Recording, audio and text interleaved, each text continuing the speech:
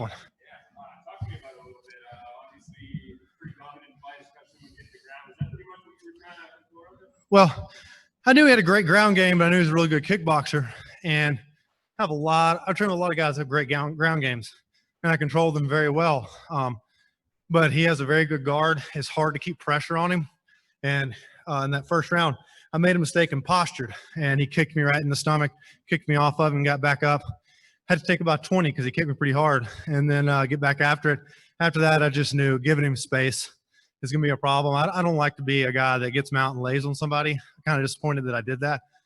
But he's a good grappler, and keeping him there was tough, and there was no guarantee to win on the feet. I knew there's a guarantee to win on the ground. And, you know, late in that third round, I just kept telling myself, you're not a guy that lays and finishes a decision. You're a finisher. And so I just kept inching and inching and inching to that arm triangle. And I'd been disappointed with myself if I didn't finish him, and I had to get that finish.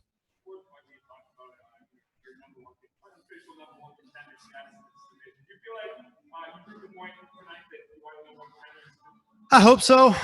Like I said, I'm not thrilled with my performance for the first and second round, but I did what I had to do. But at the end of the day, I finished a very good fighter, and I think that should put me right there. We've got limitations on who can get in the country, so I think it only makes sense that me and Lima fight for that vacant title. And I talked to Scott Coker yesterday, and he kind of mentioned that they were hoping to keep the Mousasi Lima fight intact. Would you be willing to wait for the winner of that, or would you want to stay active and take another fight like this? You know, it's whatever Bellator wants me to do right now. I feel good. I'm not hurt. I got a little cut I got to get over. That's not going to take long. I'll be back in the gym hitting pads and stuff this week. So I'm ready for whatever. Obviously, the title is the main thing on my horizon. That's what I want. That's what my eyes on. But whatever, you know, whatever's next is next. So you said you were disappointed with yourself in the first and second round. I mean, what would you have done differently? You know, I mean, I'm fighting a tough guy. I say disappointed myself. I wished I would have done better, but he's a very good fighter. You don't get 15 pro wins without being a good guy that knows how to survive. And he's got a good ground game. I mean, I grappled some of the best guys in the world. He's got a good guard. I fought to stay out of it the whole fight. And you know, I can't take anything away from him because he's the reason that I had to just lay on him for a little bit and hold him. But I hate that I had to do it that way, but I had to get that win.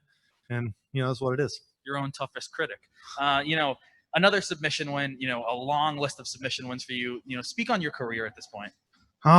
You know, I'm just a guy that grew up in Gardendale, Alabama, that wasn't the most athletic guy in the world. And I learned at an early age, I just got to outwork everybody. And that's what I've tried to do my entire career. You know, I can't control how strong somebody is. I can't control how explosive you are. But I can control if I put more hours in the gym and put more work in. So I think that's my career showed that. And I hope I'm a different fighter than I was 2 years ago just from that. And like you said, you would be willing to not fight for the title next if that's what Bellator wants. You know, are you looking to get back in the cage quickly? Do you want to take some time off? I'd definitely like to fight again before the end of the year. You know, I know I try to be, I guess, have a diplomatic approach to things. There's a lot of guys out there that are hungry because of COVID and need fights. So obviously I'd love to go get another fight in, but I know guys need it. So I'm not going to be that guy that's just wearing people out, hounding them about it because I know other people need it. But I'd be happy to get one sooner rather than later. And Scott Coker was sitting cage side. I mean, do you feel that you did enough for that title shot, for that vacant shot? First of all, Scott, thank you so much for putting these fights on. I know it's a hard time. A lot of sports haven't started back. It means a lot to me and my family that you went through what it takes to put this fight on and run such a great show. So thank you for that. And then on top of that, I think there's no reason Lima and I don't fight for that title before the end of the year. I know Lima's hungry and wants to fight. I want to fight, and we'll put on a good show. Our next question will come from the line of Kevin Verghese. Kevin, your line is now live. Hey, John, congrats on a dominating victory. One of the key questions, you know, with the arena being quiet, recently people have been able to hear the commentators. Were you able to hear John McCarthy late in the round saying like, hey, you need to finish, you know, you should finish him off? I didn't hear that. I heard a couple of things they were saying. I could hear him saying Salter took round one, right? And I was hoping they were agreeing to that because I thought I did. But no, just, you know, like I was saying, I'm a finisher. When people turn on the TV to watch me fight, they expect me to finish. And I wasn't being that guy. I was going out there for the win. And then it just clicked. I got to get this finish. I can't just sit here and win. That's not me. All right. Last question from me is, when you got to mount, were you looking to just, hey, find the position perfectly, or were you trying to execute the finish right away? Well, I knew with me being cut, I knew he was going to see that blood and he was going to go nuts. So number one, he cut me in the second round. So I knew I can't ever give him another space because it's going to get slippery from the blood. So he's a hard guy to hold on to anyway. So that really led a lot to me just holding on there for a little bit, because I knew with the cut I had to be smart and not let that get all over him and him get slippery.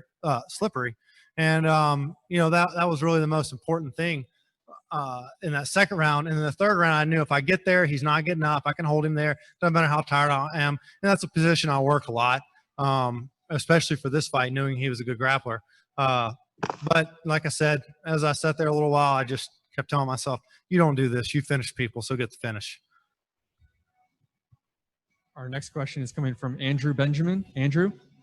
Hey, John, congrats on the big win. I just got to ask about the finish that happened. So we saw you do the arm triangle choke from mounts, and that's very rarely ever done. And if it is, it's very unsuccessful a lot of times. But can you just talk about how you knew you had that in? Because most people would tend to go to the side with a submission move like that to get the arm triangle choke. Yeah, I do my arm triangle for mount. I don't step out from the side. It's just something I've been working for a long time. I actually got that from a training partner about 5 years ago, and I just love it. It's a different way to finish it. You've got to, treat it differently and use your elbows differently, but it's a lot safer. I think with no shirts, stepping out the side control can just be too dangerous. A lot of people lose fights for it.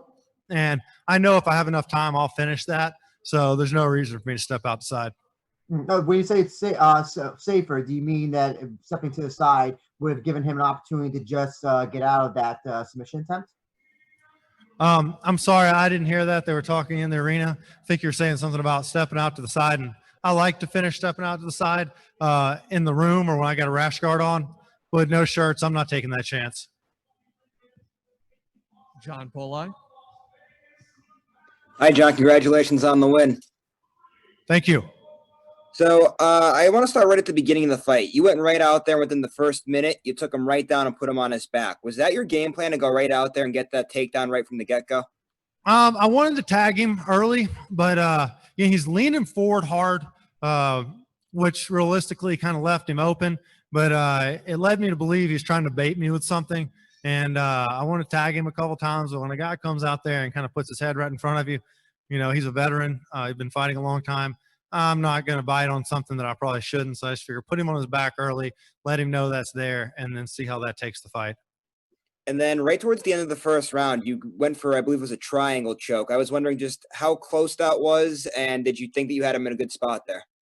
Not at all. He just stood right out. I lost the head right away. I was hoping he would relax for a second and I could slip him back into it. But he did the smart thing. He came right out of it. And it was more just trying to hold on to him to look for a sweep when he popped out. And that's what I had to do. Last question here, Randall Folks. Great finish, John.